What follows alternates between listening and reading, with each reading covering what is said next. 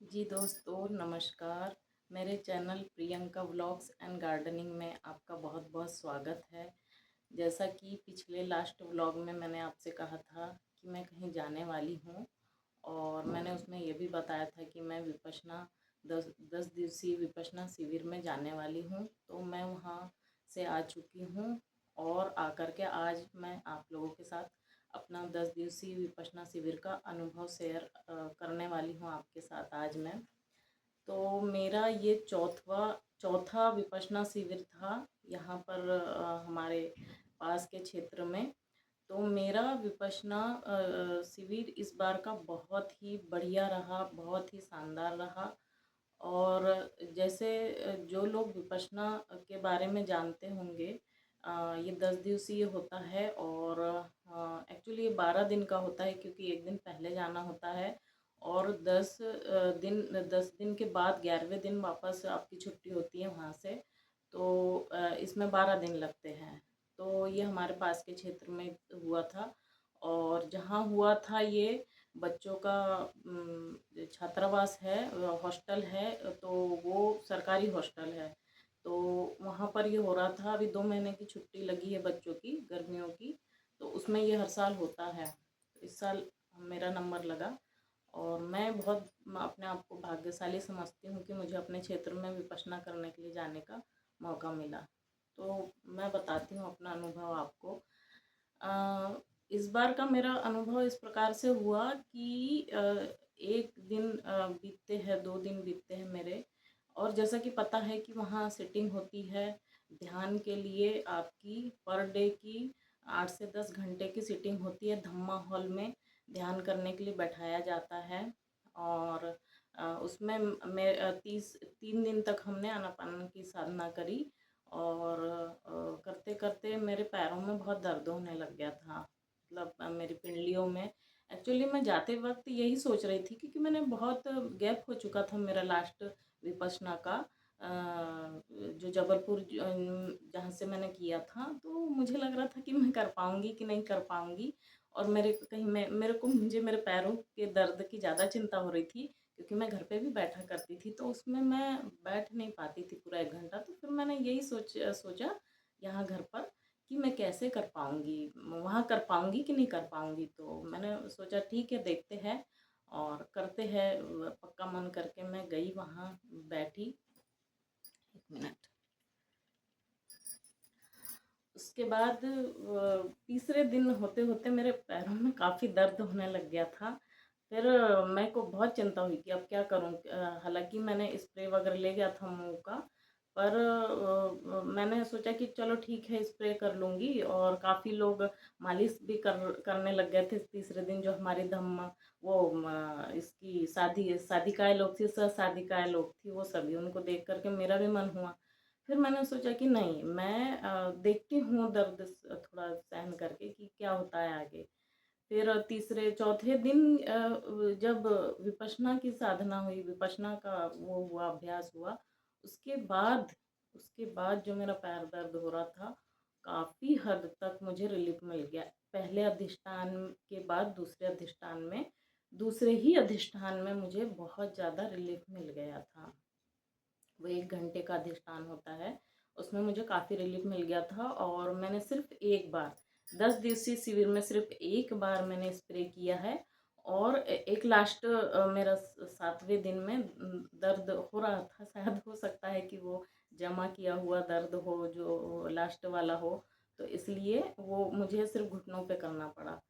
तो मैं मतलब मुझे बहुत अच्छा लगा ये चीज़ें कि अरे ये मेरा दर्द निकल गया। और मैं हर अधिष्ठान में एक दिन में 3 बैठकें होती थी। उन तीनों में मैं बैठ पा रही थी और बहुत अच्छी तरीके से बैठ पा रही थी। और मन में मैं हर हर बीतते दिन के साथ बहुत ज़्यादा शांति का अनुभव कर रही थी। जो बीच बीच में जो ध्यान में हमारा ध्यान भटक जाता है, तो मैं ध्यान ना भटके मेरा। इसलिए मैं दृढ़ संकल्प भी करते जा रही थी। मन भटक भी रहा था, कभी बच्चों की याद आती थी, कभी घर की तरफ की, यहाँ की याद आ जाती थी कि कैसा है, क्या हो रहा होगा। हालांकि सबका ही मन भटकता है घर बार की तरफ, अपने बच्चों, जो भी घर के सदस्य है।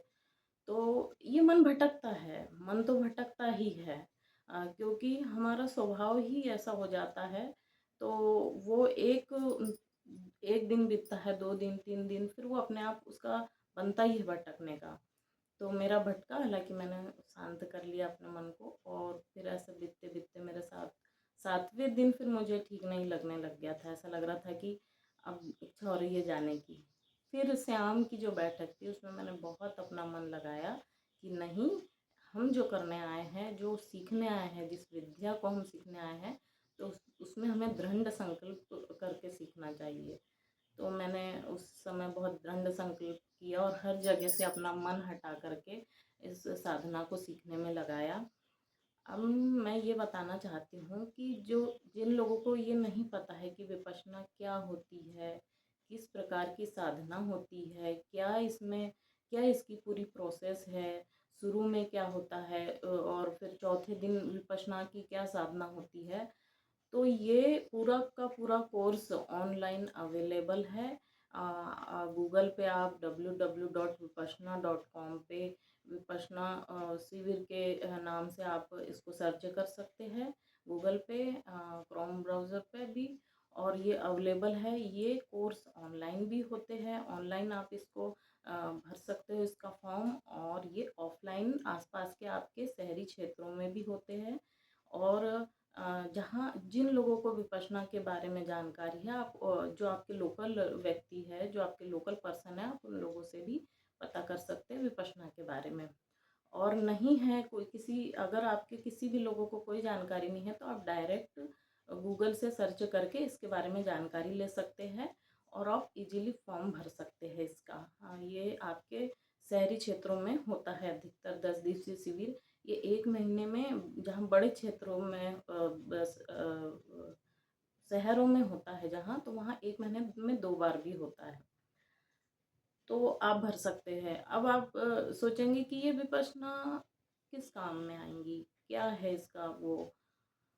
तो मैं मोटे-मोटे तौर पे आपको जानकारी दे देना चाह रही हूँ कि ये जो विपश्यना का कोर्स है, ये बेसिकली हमारे ही देश की एक बहुत पुरातन विद्या है, लेकिन ये विलुप्त हो गई थी, और अब ये प्रकाश में आई है पिछले शायद 40 दशकों से।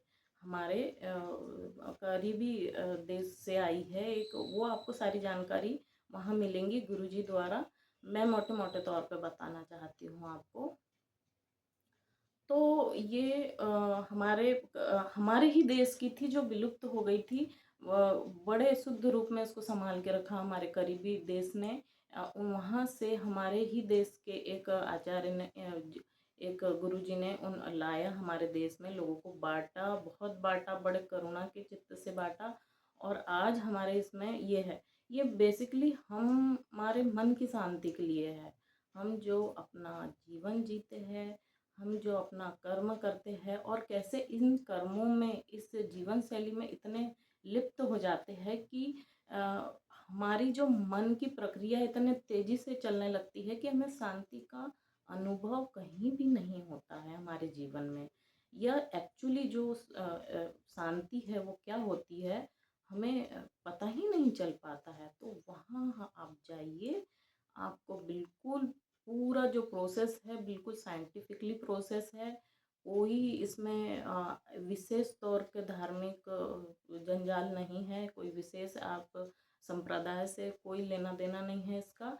ये हर व्यक्ति के लिए हर प्रकार से साइंटिफिकली प्रूवन विद्या है ये सीखने की, जो हमारे शास्त्रों के माध्यम से होती है, और बहुत अच्छी विद्या है ये। सभी लोग कर सकते हैं इसको, सारे वर्ग के सारे, सभी लोग, सभी जेंडर के लोग कर सकते हैं। इससे बहुत ज़्यादा बेनिफिट है।